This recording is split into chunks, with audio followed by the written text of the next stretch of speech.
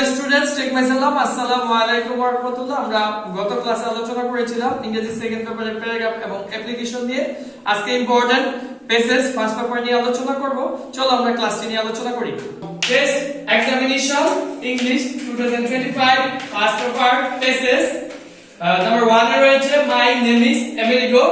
Number 2 তে রয়েছে the type of adolescence. 3 adolescence constitute. 4 education gives us knowledge. 5 children's rights to education. 6 junk food. 7 Chala was grown in Cornell. 8 Valentina Tereshkova. 9 dreams have. আমরা এতক্ষণ পর্যন্ত যে পেসেজটি আলোচনা করেছি এগুলো সবই ইম্পর্টেন্ট পেসেজ। আমরা এখান থেকে এমসিকিউ, ডাব্লিউএস কোশ্চেন, ফ্লোচার্ট এবং সামারি এই তিনটা পেসেজের জন্য আমরা এই 9টা পেসেজ ভালো করে পড়ব।